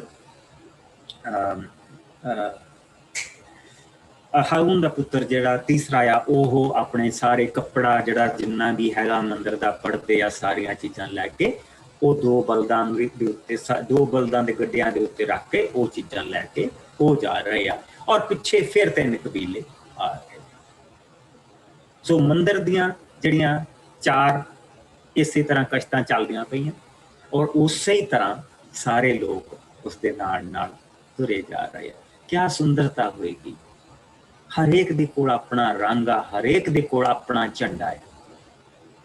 ਔਰ ਉਹ ਜਵਾਨ ਜਿਹੜੇ ਅਸੀਂ ਪੜ੍ਹੇ ਸੀਗੇ, ਚੇਤਾ ਅਸੀਂ ਜਵਾਨ ਪੜ੍ਹੇ ਸੀਗੇ ਕਿ ਤੂੰ ਗਿਣਤੀ ਕਰਕੇ ਜਿਹੜੇ ਜਵਾਨ ਜਿਹੜੇ ਲੜਨ ਦੇ ਯੋਗ ਆ, ਜਿਨ੍ਹਾਂ ਦੀ ਉਮਰ ਲੜਾਈ ਵਾਲੀ ਉਮਰ ਹੈਗੀ ਹੈ। ਤੇ ਅਸੀਂ ਉਸ ਵੇਲੇ ਪੜ੍ਹੇ ਸੀਗੇ ਪਹਿਲੇ ਭਾਵ ਦੇ ਵਿੱਚ ਹੀ ਅਸੀਂ ਪੜ੍ਹੇ ਸੀਗੇ। ਤੁਸੀਂ ਪਹਿਲਾ ਭਾਵ ਦੇਖੋ, ਉੱਥੇ ਕਬੀਲਿਆਂ ਦੇ ਨਾਲ ਦੱਸਿਆ ਗਿਆ।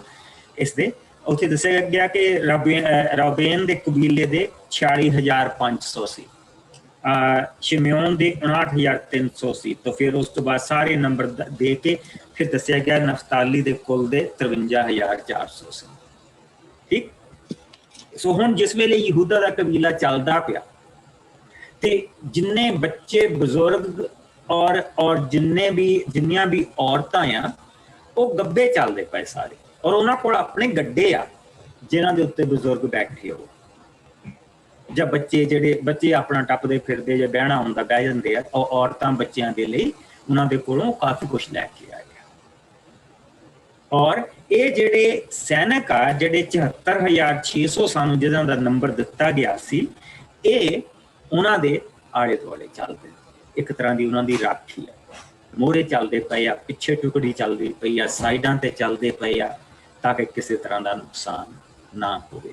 ਸੋ ਪ੍ਰਭੂ ਆਪ ਅੱਗੇ ਲੈ ਕੇ ਜਾ ਰਿਹਾ ਔਰ ਉਸੇ ਤਰੀਕੇ ਦੇ ਰਸਤੇ ਤਾਣੀ ਲੈ ਕੇ ਜਾ ਰਿਹਾ ਕਿ ਇਹਨਾਂ ਨੂੰ ਕਿਸੇ ਵੀ ਤਰ੍ਹਾਂ ਦੀ ਕੋਈ ਪ੍ਰੋਬਲਮ ਨਾ। ਗਾਈਡ ਪ੍ਰਭੂ ਇਹਨਾਂ ਨੂੰ ਆਪ ਕਰਦਾ। ਸੈਨਾਵਾਂ ਦਾ ਪਰਮੇਸ਼ਵਰ ਸਭ ਤੋਂ ਅੱਗੇ ਚੱਲਦਾ। What a beauty। ਸਾਡੀਆਂ ਮੂਵੀਆਂ ਕਈ ਵਾਰੀ ਬਹੁਤ ਕੁਝ ਗਵਾ ਜਾਂਦੀਆਂ। ਨੰਬਰ 1, ਇੰਨਾ ਕਰੂ ਇਕੱਠਾ ਕਰਨਾ ਕੋਈ ਆਸਾਨ ਨਹੀਂ। ਲੇਕਿਨ ਅਗਰ ਕਿਸੇ ਈਵਨ ਐਨੀਮੇਸ਼ਨ ਮੂਵੀ ਦੇ ਵਿੱਚ ਵੀ ਇੱਕ ਸੁੰਦਰ ਜੀ ਚੀਜ਼ ਕੋਈ ਬਣਾ ਦੇਵੇ ਤਾਂ ਦੇਖਣ ਵਾਲਿਆਂ ਨੂੰ ਆਨੰਦ ਆ ਜਾਏਗਾ ਕਿ ਪ੍ਰਭੂ ਆਪਣੇ ਲੋਕਾਂ ਨੂੰ ਕਿੱਦਾਂ ਲੈ ਕੇ ਜਾ ਰਿਹਾ, ਕਿੱਦਾਂ ਲੈ ਕੇ ਜਾ ਰਿਹਾ। ਐਵੇਂ ਨਹੀਂ ਉਸ ਪਾਸੇ ਦੇ ਲੋਕ ਡਰਦੇ ਸੀ, ਐਵੇਂ ਨਹੀਂ ਸੀ ਡਰਦੇ ਕਿ ਇੰਨੇ ਲੋਕ ਉਜਾੜ ਦੇ ਵਿੱਚ ਖਾਂਦੇ ਕਿੱਥੋਂ,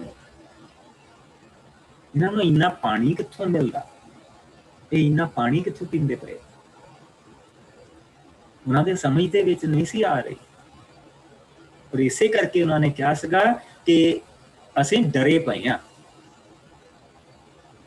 ਅਸੀਂ ਮੋਟੀਆਂ ਕੰਧਾਂ ਦੇ ਪਿੱਛੇ ਤਾਂ ਜ਼ਰੂਰ ਰਹਿੰਦੇ ਹਾਂ ਪਰ ਅਸੀਂ ਡਰੇ ਪਏ ਹਾਂ। ਜੋ ਵੱਡੇ ਕੰਮ ਤੁਹਾਡੇ ਪ੍ਰਭੂ ਨੇ ਤੁਹਾਡੇ ਨਾਲ ਕੀਤੇ ਆ ਔਰ ਜੋ ਵੱਡੇ ਕੰਮ ਉਹ ਤੁਹਾਡੇ ਲਈ ਕਰ ਰਿਹਾ, ਅਸੀਂ ਉਸ ਚੀਜ਼ ਤੋਂ ਡਰੇ ਪਏ ਹਾਂ। ਇਸੇ ਚੀਜ਼ ਤੋਂ ਡਰਦੇ।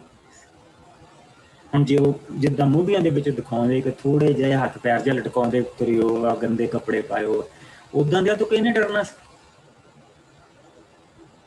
ਕੋਈ ਉਹਨਾਂ ਦੀ ਪ੍ਰੈਜੈਂਟੇਸ਼ਨ ਹੋਏਗੀ ਜਿਸ ਤੋਂ ਉਹ ਡਰਦੇ ਪਏ। ਔਰ ਪ੍ਰਭੂ ਆਪਣੀ ਸੰਤਾਨ ਨੂੰ ਲੈ ਕੇ ਆ ਰਿਹਾ। ਪ੍ਰਭੂ ਨੇ ਉਹਨਾਂ ਨੂੰ ਆਪਣਾ ਵਿਰਸਾ ਬਣਾਇਆ, ਆਪਣੇ ਵਿਰਸੇ ਨੂੰ ਲੈ ਕੇ ਆ ਰਿਹਾ। ਰਾਜਿਆਂ ਦਾ ਰਾਜਾ ਆਪਣੀ ਸੈਨਾ ਲੈ ਕੇ ਆ ਰਿਹਾ, ਉਸਦੀ ਮਹਿਮਾ ਆ ਰਹੀ।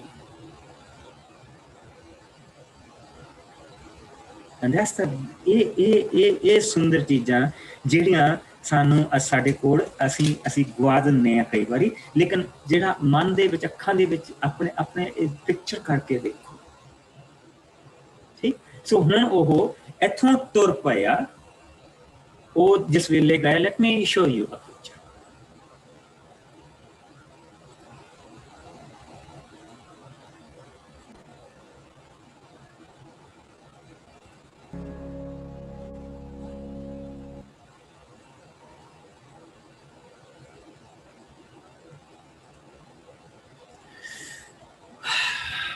Okay,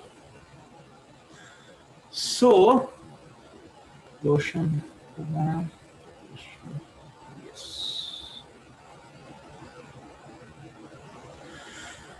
So ਅਸੀਂ ਦੇਖਦੇ ਪਏ ਹਾਂ ਕਿ ਉਹ ਮਾਊਂਟ ਸਾਇਨਾਈ ਜੋ ਇਸ ਇਲਾਕੇ ਦੇ ਵਿੱਚ ਸਾਊਦੀ ਅਰੇਬੀਆ ਦਾ ਇਲਾਕਾ ਆ, ਇੱਥੋਂ ਉਹ ਚੱਲ ਪਏ ਆ, ਔਰ ਉਹਨਾਂ ਦੀ ਜਿਹੜੀ ਪਹਿਲੀ ਡੈਸਟੀਨੇਸ਼ਨ ਆ ਉਹ ਇਸ ਮਾਊਂਟ ਪਰਾਨ ਦੇ ਉੱਤੇ ਆਉਣੀ ਆ, ਔਰ ਇੱਥੋਂ ਉਹ ਉੱਠ ਕੇ ਆਏ ਆ। ਇਹਨੂੰ ਲੈਂਡ ਆਫ ਗੋਸ਼ਨ ਕਿਹਾ ਜਾਂਦਾ। ਇੱਥੋਂ ਇਹ ਲੋਕ ਉੱਠ ਕੇ ਆਏ ਆ, ਔਰ ਇੱਥੋਂ ਉੱਠ ਕੇ ਆ ਕੇ ਇਹ ਜਿਹੜੇ ਜਾ ਰਹੇ ਆ, ਇਹਨਾਂ ਦੇ ਇਹ ਇਸ ਵੇਲੇ ਇਸ ਪਹਾੜ ਦੇ ਵੱਲ ਨੂੰ ਜਾ ਰਹੇ ਆ, ਔਰ ਜਿਹੜਾ ਇਹਨਾਂ ਨੇ ਪਹੁੰਚਣਾ ਹੈ, ਜਿਹੜਾ ਅਖੀਰ ਇਹਨਾਂ ਦੀ ਜਿਹੜੀ ਹੱਦ ਆ, ਇਹਨਾਂ ਨੇ ਇੱਥੇ ਪਹੁੰਚਣਾ ਹੈ, ਇਸ ਇਲਾਕੇ ਦੇ ਵਿੱਚ ਪਹੁੰਚਣਾ। ਔਰ ਫਿਰ ਅਸੀਂ ਇੱਥੇ ਸਾਰੇ ਉਹ ਦੇਖਣ ਲੱਗ ਪੈਂਦੇ ਹਾਂ, ਜੈਰੀਕੋ, ਬੈਥਲ, ਜੇਰੂਸਲਮ ਦੇ ਇਲਾਕੇ, ਔਰ ਬਾਕੀ ਦੇ ਇਲਾਕੇ ਜਿਹੜੇ ਇਹਨਾਂ ਤੋਂ ਉੱਤੇ ਆ, ਔਰ ਕੁਛ ਇੱਕ ਇਲਾਕੇ ਇਹਨਾਂ ਦੇ ਨੀਵੇਂ, ਸੋ ਥੱਲੇ ਪਾਸੇ ਨੂੰ। ਸੋ ਇਹ ਇਲਾਕੇ ਆ ਜਿਹੜੇ ਪਾਸੇ ਨੂੰ ਉਹ ਲੋਕ ਜਾ ਰਹੇ ਆ।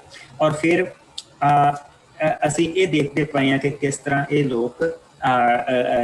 ਲੋਕ ਇੱਕ ਪੂਰੀ ਦੀ ਪੂਰੀ ਇੱਕ ਫੌਜ ਦੀ ਤਰ੍ਹਾਂ ਅੱਗੇ ਚੱਲਦੇ ਪਏ ਆ। ਸੋ ਹੁਣ ਉਹਨਾਂ ਦੇ ਰਸਤੇ ਦੇ ਵਿੱਚ ਇੱਕ ਜਿਹੜਾ ਉਸ ਇਲਾਕੇ ਨੂੰ ਜਾਣਦਾ ਸੀ, ਸੂਆ ਕਹਿੰਦੇ ਹੁੰਦੇ ਸੀ ਮੋਸਟਲੀ ਸ਼ਬਦ ਜਿਹੜਾ ਵਰਤਿਆ ਜਾਂਦਾ ਸੀ। ਸੋ ਮੂਸਾ ਨੇ ਆਪਣੇ ਸਾਲੇ ਹੋਬਤ ਨੂੰ ਜੋ ਰਾਊਏਲ ਸੀ, ਮਦਿਆਨੀ ਦਾ ਪੁੱਤਰ ਸੀ, ਨੂੰ ਕਿਹਾ। ਸੋ ਕਹਿਣ ਦਾ ਕੀ ਮਤਲਬ ਕਿ ਮੂਸਾ ਦਾ ਆਪਣਾ ਕੋਈ ਬ੍ਰਦਰ ਇਨ ਲਾ ਨਹੀਂ ਸੀਗਾ, ਕੋਈ ਉਸ ਦੀ ਵਾਈਫ ਦਾ ਕੋਈ ਭਰਾ ਹੈ ਨਹੀਂ ਸੀ, ਉਹ ਭੈਣਾਂ ਹੀ ਸੀਗੀਆਂ। ਲੇਕਿਨ ਜੈਥਰੋ ਦਾ ਜਿਹੜਾ ਭਰਾ ਆ, ਉਹਦਾ ਜਿਹੜਾ ਬੇਟਾ ਆ, ਉਸਨੇ ਉਸਨੂੰ ਪੁੱਛਿਆ, ਉਸਨੂੰ ਕਿਹਾ ਕਿ ਤੂੰ ਸਾਡੇ ਨਾਲ ਚੱਲ, ਔਰ ਸਾਨੂੰ ਤੇ ਤੂੰ ਇਸ ਰਸਤੇ ਨੂੰ ਚੰਗੀ ਤਰ੍ਹਾਂ ਜਾਣਦਾ, ਇਹ ਸਾਰੇ ਇਲਾਕੇ ਨੂੰ ਤੂੰ ਚੰਗੀ ਤਰ੍ਹਾਂ ਜਾਣਦਾ, ਤੂੰ ਸਾਡੇ ਨਾਲ ਚੱਲ, ਔਰ ਤੈਨੂੰ ਅਸੀਂ ਆਪਣੀ ਬਰਕਤ ਦੇ ਵਿੱਚੋਂ ਅਸੀਂ ਤੈਨੂੰ ਦੇਵਾਂਗੇ। ਸੋ ਮੂਸਾ ਨੇ ਉਸਨੂੰ ਚੱਲਣ ਦੇ ਲਈ ਕਿਹਾ। ਲੇਕਿਨ ਅਸੀਂ ਜਿਹੜਾ ਦੇਖਿਆ, ਜਿਹੜੀ ਚੀਜ਼ ਦੇਖੀ ਆ, ਕਿਉਂਕਿ ਉਹਨੇ ਉਹਨਾਂ ਨੂੰ ਬਰਕਤ ਵੰਡਣ ਤੋਂ ਮਨਾ ਕੀਤਾ ਸੀ। ਉਹ ਬਰਕਤਾਂ ਵੰਡ ਨਹੀਂ ਸਕਦੇ ਸੀ ਕਿਸੇ ਦੇ ਨਾਲ, ਉਹ ਪ੍ਰਭੂ ਨੇ ਉਹਨਾਂ ਨੂੰ ਦਿੱਤੀ ਸੀ। ਉਹ ਜੋ ਕੁਛ ਮਿਲਣਾ ਸੀ ਉਹ ਉਹਨਾਂ ਨੂੰ ਮਿਲਣਾ ਸੀ। ਸੋ ਪ੍ਰਭੂ ਨੇ ਜੋ ਉਸਨੂੰ ਦਿਖਾਇਆ ਮੂਸਾ ਨੂੰ, ਜਿਸ ਲਈ ਉਸਨੇ ਕਿਹਾ ਕਿ ਮੈਂ ਤੁਹਾਡੇ ਨਾਲ ਚੱਲੂੰਗਾ, ਮੈਂ ਤੁਹਾਡੀ ਅਗਵਾਈ ਕਰੂੰਗਾ, ਤਾਂ ਅਸੀਂ ਇਹ ਦੇਖਦੇ ਪਏ ਹਾਂ ਕਿ ਸੋ ਇਜ਼ਰਾਈਲੀ ਲੋਕਾਂ ਨੇ, ਜਿਸ ਲਈ ਅਸੀਂ 33ਵੀਂ ਆਇਤ ਦੇ ਵਿੱਚ ਚੱਲਦੇ ਹਾਂ, ਸੋ ਇਜ਼ਰਾਈਲੀ ਲੋਕਾਂ ਨੇ ਪ੍ਰਭੂ ਦੇ ਪਹਾੜ ਸੀਨੇ ਤੋਂ ਅੱਗੇ ਕੂਚ ਕੀਤਾ ਅਤੇ ਉਹ 3 ਦਿਨ ਅੱਗੇ ਚੱਲਦੇ ਰਹੇ। ਪ੍ਰਭੂ ਦੇ ਨੇਮ ਦਾ ਸੰਦੂਕ ਹਮੇਸ਼ਾ ਉਹਨਾਂ ਦੇ ਅੱਗੇ ਚੱਲਦਾ ਸੀ, ਜੋ ਉਹਨਾਂ ਦੇ ਅਗਲੇ ਪੜਾਅ ਦੇ ਲਈ ਥਾਂ ਲੱਭਣ ਦੇ ਵਿੱਚ ਮਦਦ ਕਰਦਾ ਸੀ। ਦੋਹਾਂ ਚੀਜ਼ਾਂ ਦਾ ਫਰਕ ਦੇਖੋ। ਹੁਣ ਦੋ ਚੀਜ਼ਾਂ ਦਾ ਫਰਕ ਦੇਖੋ।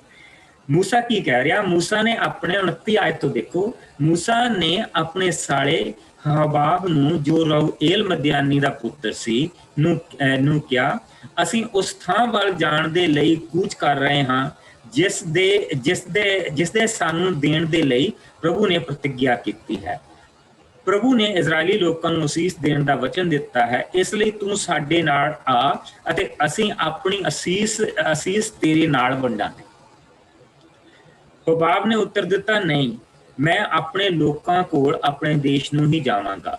ਪਰ ਮੂਸਾ ਨੇ ਉਸ ਨੂੰ ਕਿਹਾ, ਤੂੰ ਸਾਨੂੰ ਛੱਡ ਕੇ ਨਾ ਜਾ, ਕਿਉਂਕਿ ਤੂੰ ਜਾਣਦਾ ਹੈ ਕਿ ਸਾਨੂੰ ਉਜਾੜ ਵਿੱਚ ਕਿੱਥੇ ਡੇਰੇ ਲਾਉਣੇ ਚਾਹੀਦੇ ਤੇ ਕਿੱਥੇ ਨਹੀਂ। ਤੂੰ ਸਾਡੀ ਅਗਵਾਈ ਕਰ ਸਕਦਾ ਹੈ। ਇਸ ਦੇ ਬਦਲੇ ਦੇ ਵਿੱਚ ਅਸੀਂ ਤੇਰੇ ਨਾਲ ਸਾਨੂੰ ਮਿਲਣ ਵਾਲੀ ਅਸੀਸ ਵੰਡਾਂਗੇ।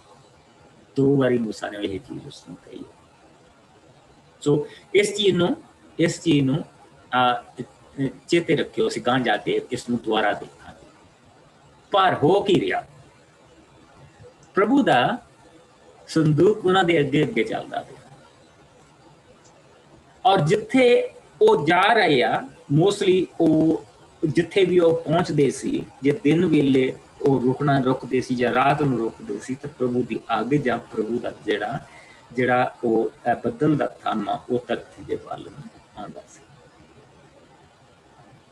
ਕਈ ਵਾਰੀ ਅਸੀਂ ਦੇਖਦੇ ਨਾ ਕਿ ਸਾਡੇ ਤਾਂ ਇੱਥੇ ਬਹੁਤ ਘੱਟ ਆਉਂਦੇ, BC ਦੇ ਵਿੱਚ ਨਹੀਂ ਉਹ ਆਉਂਦੇ, ਟੋਰਨੈਡੋ ਨਹੀਂ ਆਉਂਦੇ, ਪਰ ਕਈ ਵਾਰੀ ਅਸੀਂ ਮੂਵੀ ਦੇ ਵਿੱਚ ਦੇਖਦੇ ਜਾਂ ਕਿਤੇ ਅਮਰੀਕਾ 'ਚ ਬਹੁਤ ਆਉਂਦੇ ਸੀ, ਉਹ ਦੇਖਦੇ ਆ ਤੇ ਉੱਤੇ ਬੱਦਲ ਕਿੰਨਾ ਹੀ ਬੜਾ ਬਣਿਆ ਹੁੰਦਾ, ਤੇ ਫਿਰ ਉਹ ਥੱਲੇ ਇੱਕ ਪੂਛ ਜਿਹੀ ਬੱਦਲ ਦੀ ਆਉਂਦੀ ਆ, ਛੋਟੀ ਜਿਹੀ, ਜਿਹੜੀ ਧਰਤੀ ਦੇ ਨਾਲ ਲੱਗਦੀ ਆ।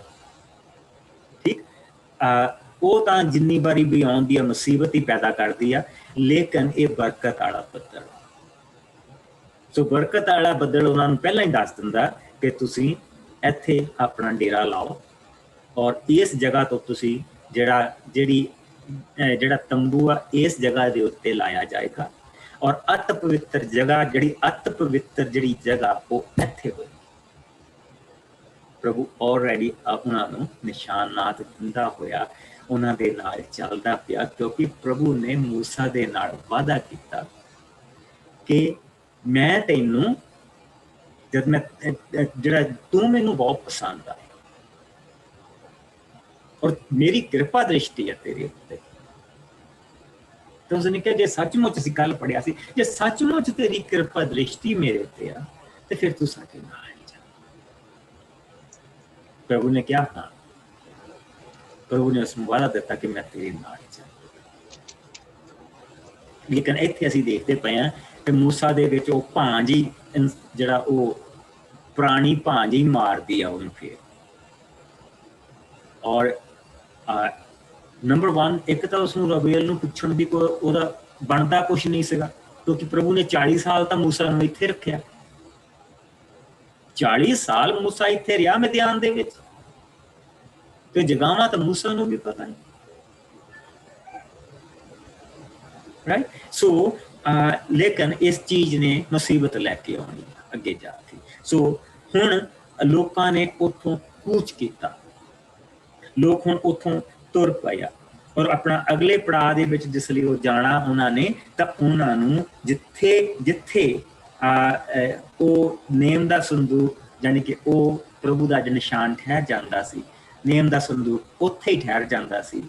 ਔਰ ਜਿਹੜੇ ਕਹਾਤੀ ਲੋਕ ਸੀ, ਮਰਾਰੀ ਦੇ ਲੋਕ ਸੀ, ਉਹਦੇ ਤੀਸਰੇ ਲੋਕ ਸੀ, ਉਹ ਫਟਾਫਟ, ਕਿਉਂਕਿ ਹਜ਼ਾਰਾਂ ਦੀ ਗਿਣਤੀ 'ਚ ਸੀਗੇ, ਉਹ ਮਿੰਟਾਂ ਸਕਿੰਟਾਂ ਦੇ ਵਿੱਚ ਸਾਰੇ ਦਾ ਸਾਰਾ ਟੈਬਰਨੈਕਲ ਉੱਤੇ ਸੈੱਟ ਕਰ ਦਿੰਦੇ ਸੀਗੇ। ਔਰ ਜਿਹੜੇ ਯਹੂਦਾ ਦੇ ਲੋਕ ਆਪਣੀ ਜਗ੍ਹਾ ਤੇ ਬੈਠ ਜਾਂਦੇ ਸੀਗੇ, ਔਰ ਇਸੇ ਤਰ੍ਹਾਂ 4 ਚਫੇਰੇ ਜਿਹੜੇ ਲੋਕ ਸੀਗੇ ਉਹ ਆਪਣੇ ਡੇਰੇ, ਆਪਣੇ ਝੰਡੇ ਦੇ ਥੱਲੇ, ਆਪਣੇ ਲੀਡਰ ਦੇ ਥੱਲੇ ਆਪਣਾ ਆਪਣੇ ਡੇਰੇ ਉਹ ਉੱਤੇ। What a blessing, what a blessing। ਕਿੰਨੀ ਤਰਤੀਬ ਆ ਪ੍ਰਭੂ ਦੇ ਕੰਮ ਦੇ ਵਿੱਚ। ਔਰ ਇਸੇ ਕਰਕੇ ਸਾਨੂੰ ਇਹ ਕਿਹਾ ਗਿਆ ਕਿ ਜਿਹੜੇ ਸੰਤ ਪੌਲ ਕਹਿੰਦਾ ਕਿ ਸਾਨੂੰ ਤਰਤੀਬ ਦੇ ਬਾਰੇ ਦੱਸਿਆ ਗਿਆ, ਜਿਸ ਲਈ ਪਵਿੱਤਰ ਆਤਮਾ ਦੇ ਗਿਫਟਾਂ ਦੇ ਬਾਰੇ ਦੱਸਿਆ ਗਿਆ ਕਿ ਹਰ ਇੱਕ ਕੰਮ ਤਰਤੀਬ ਦੇ ਨਾਲ ਹੋਣਾ ਚਾਹੀਦਾ। ਸਾਡੀ ਜਿਹੜੀ ਅਸੀਂ ਪ੍ਰਭੂ ਦੀ ਹਜ਼ੂਰੀ ਦੇ ਵਿੱਚ ਬੈਠਦੇ ਹਾਂ, ਉਸ ਦੇ ਵਿੱਚ ਇੱਕ ਤਰਤੀਬ ਹੋਣੀ ਚਾਹੀਦੀ ਹੈ। ਆਪਣੇ ਗਿਫਟਾਂ ਨੂੰ ਇੱਕ ਤਰਤੀਬ ਦੇ ਵਿੱਚ ਵਰਤੋ। ਠੀਕ, ਸਾਨੂੰ ਇਹ ਚੀਜ਼ ਦੱਸੀ ਗਈ। ਕਿਉਂ? ਕਿਉਂਕਿ ਪ੍ਰਭੂ ਜਿਹੜਾ ਉਹ ਡਿਸਪਲਿਨ ਦਾ ਪਰਮੇਸ਼ਵਰ, ਚਾਹੇ ਉਹ ਸਰੀਰਕ ਆ, ਚਾਹੇ ਉਹ ਆਤਮਕ ਆ, ਚਾਹੇ ਸਰੀਰਕ, ਚਾਹੇ ਆਤਮਕ, ਚਾਹੇ ਉਹ ਮਾਨਸਿਕ, ਚਾਹੇ ਉਹ ਇੱਕ ਇਕੱਲੇ ਬੰਦੇ ਦਾ, ਚਾਹੇ ਉਹ ਕਮਿਊਨਿਟੀ ਦਾ, ਔਰ ਚਾਹੇ ਉਹ ਦੇਸ਼ ਦਾ। ਇੱਕ ਤਰਤੀਬ ਦੇ ਵਿੱਚ ਪ੍ਰਭੂ ਨੇ, ਜਿੱਦਾਂ ਇੱਥੇ ਇੱਕ ਤਰਤੀਬ ਪ੍ਰਭੂ ਨੇ ਰੱਖੀ, ਇਸੇ ਤਰ੍ਹਾਂ ਪ੍ਰਭੂ ਉਹ ਤਰਤੀਬ ਸਾਡੇ ਕੋਲ ਆਪ ਦੁਆ ਕਰੀਏ। ਪਿਆਰੇ ਪ੍ਰਭੂ, ਤੇਰਾ ਬਹੁਤ ਸ਼ੁਕਰ ਅੱਜ ਦੇ ਸਮੇਂ ਦੇ ਲਈ ਜਿਹੜਾ ਤੂੰ ਸਾਨੂੰ ਬਖਸ਼ਿਆ।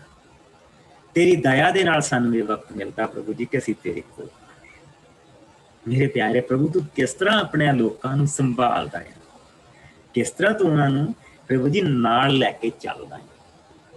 ਅਸੀਂ ਤੇਰਾ ਬਹੁਤ ਸ਼ੁਕਰ ਕਰਦੇ ਹਾਂ ਕਿ ਇਹ ਕਿਤਾਬਾਂ ਜਿਸ ਦੇ ਵਿੱਚ ਅਸੀਂ ਕਈ ਵਾਰ ਪ੍ਰਭੂ ਜੀ ਇਹਨਾਂ ਨੂੰ ਛੱਡ ਜਾਂਦੇ ਕਿ ਇੱਕ ਤਾਂ ਨਾਮ ਹੀ ਨਾਮ ਲਿਖਿਓ ਆ, ਲੇਕਿਨ ਉਹਨਾਂ ਨਾਮਾਂ ਦੇ ਵਿੱਚ ਵੀ ਕਿੰਨੀ ਬਰਕਤ ਜਦ ਅਸੀਂ ਪੂਰੀ ਤੇਰੀ ਦਿੱਤੀ ਹੋਈ ਤਰਤੀਬ ਦੇ ਨਾਲ ਇਸ ਨੂੰ ਪੜ੍ਹਦੇ। ਮੇਰੇ ਪਿਆਰੇ ਪ੍ਰਭੂ ਤੂੰ ਸਾਡੇ ਸਭ ਦੇ ਨਾਲ ਬਣਿਆ।